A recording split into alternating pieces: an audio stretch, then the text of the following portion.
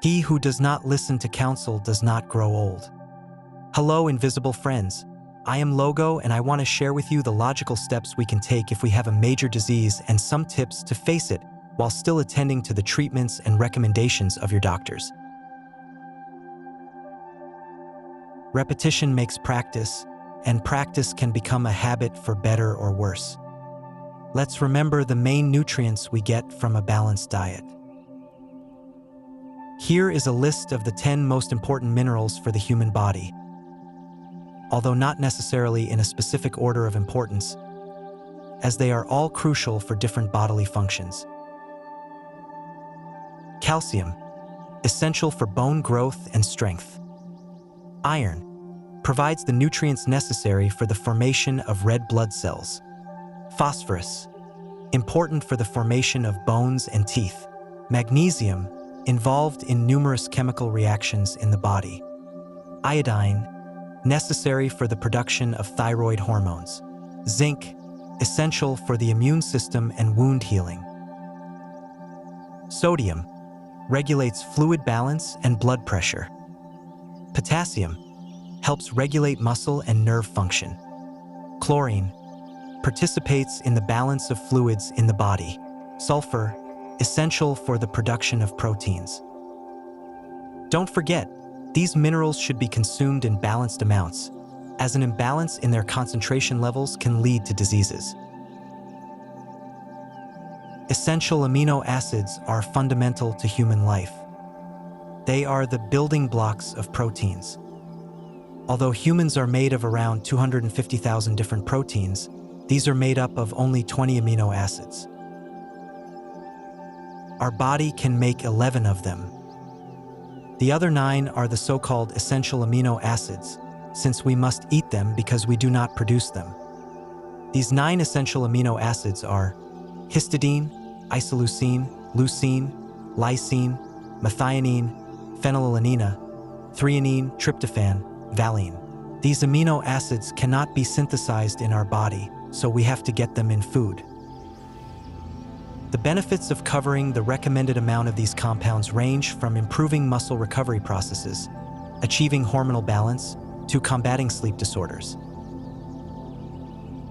Taking multivitamins and supplements is a good practice, although we should do it in periods and generate rest times.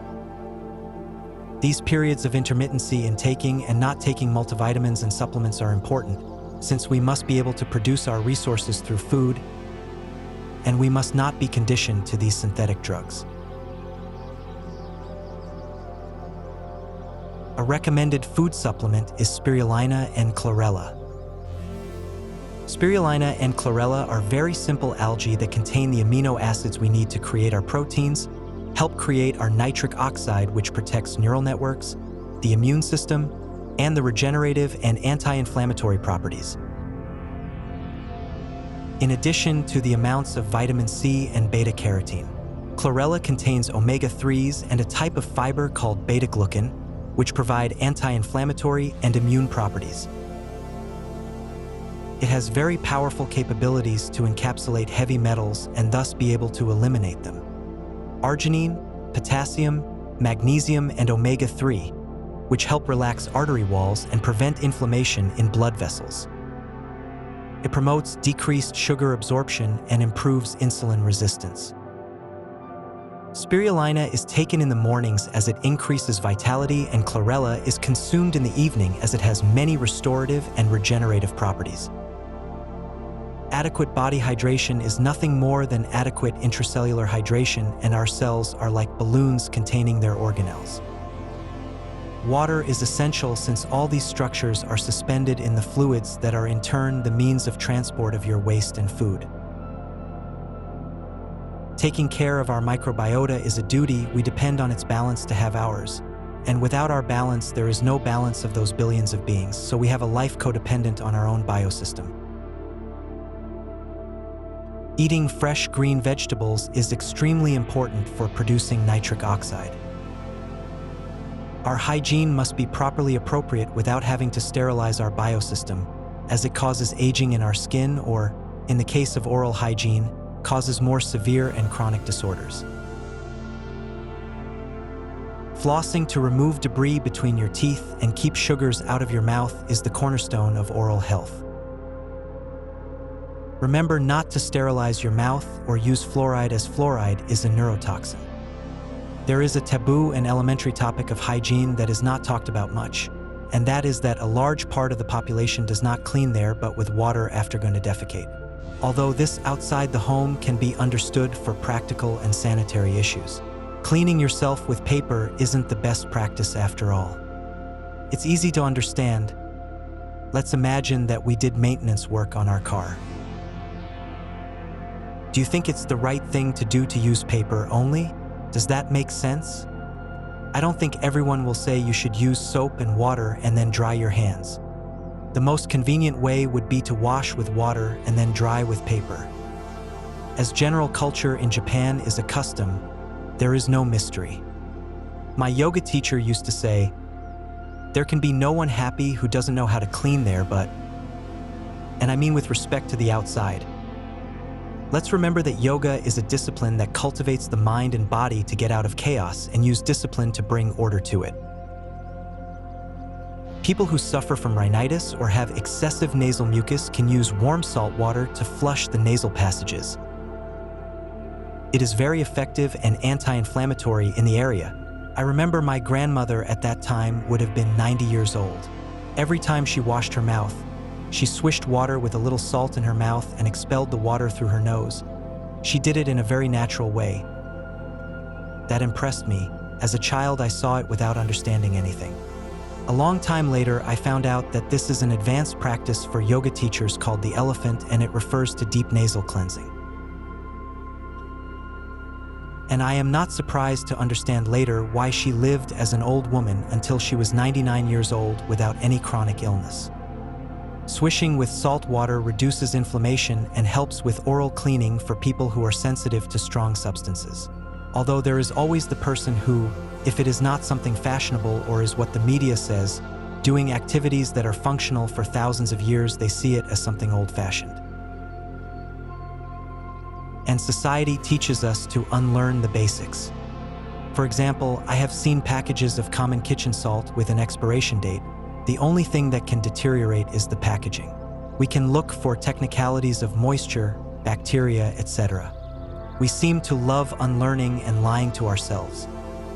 In this day and age, talking about purging one's bowel is more controversial and contentious than changing one's sex or tattooing one's entire body like a chessboard. And on the other hand, the instinct of our pets is to make them eat herbs and purge themselves when they feel discomfort in their digestive system, correcting their digestive imbalance naturally without surgical interventions or traumas of their psyche. Nowadays, the scalpel is preferred, as if it were something of pedigrees, such a doctor or clinic. Do you have health insurance? And they're not going to ask you much, but rather when we can intervene, as it could get complicated, the use of common sense is becoming less and less common. In recent years, I would like to know how many gallbladders have been removed, which in most cases can be avoided in time by purging or cleaning. If for some reason we vomit, it is not wrong to drink a little water with baking soda and neutralize the stomach acids that irritate the throat, pharynx, and esophagus, which are cartilage, the latter too. If you don't, the acids will burn the walls of the area in question. It is better to drink water than to do nothing to dilute the acidity a little. And I mention this because of the absurd recommendations I've seen on the internet. To clean the eyes and eliminate eye infections, barricade water is prescribed in much of the world. It is nothing more than a solution of 3% boric acid. 100% boric acid is a dangerous toxin. Poisoning with this chemical can be acute or chronic. I mention the above because chlorine dioxide is demonized at this time and is ideal for cleaning the eyes for its disinfectant properties. It also helps to eliminate calluses or cataracts. Avoid consuming carbohydrates such as sweet and savory every day. Reserve them for a little more exclusive moments. I assure you that you will not only enjoy them more, but you will stop the addiction and the depressive effects of withdrawal. A dessert or ice cream can be moved to the weekends and shared with your loved ones in moderation, and I use this term as it would not make sense if we eat until we burst those days. The use of alcoholic beverages can be applied to the same. It is not the same a person who drinks from time to time according to an occasion than serious drinking people who suffer from alcoholism. Alcoholics never want to remember the bad times and problems that this habit causes, and they don't even count all the money they used in their vice. That reminds me of some words of my uncle who said, "People who go to casinos to gamble their money only say how much they have won, but never everything they lost." This is how the mechanics of bad habits that get out of control work. Some lose their health in one way and others in another. The good thing is that in many cases we can choose and we can even change our way of seeing things. In this way, we will be able to get away from everything that prevents us from moving forward, whether they are people, habits, foods, vices, among others. If we have rooms in our homes with humidity problems and the walls are full of fungi, take precautions so as not to contaminate your lungs. Wear a mask that prevents the spores from breathing in and use bleach to kill the infection. Remember that humidity and dark environments are just the right ones to develop fungus. If it is your warehouse, keep some separation between objects as much as possible, facilitating ventilation. Or use a dehumidifier to avoid those problems since fungus in the lungs is not easy to treat. It is your decision to take the steps to move forward.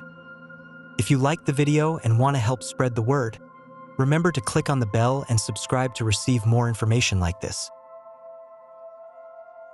Remember that step by step we can improve. The worst thing is to do nothing. Invisible friends, we see ourselves in the mirror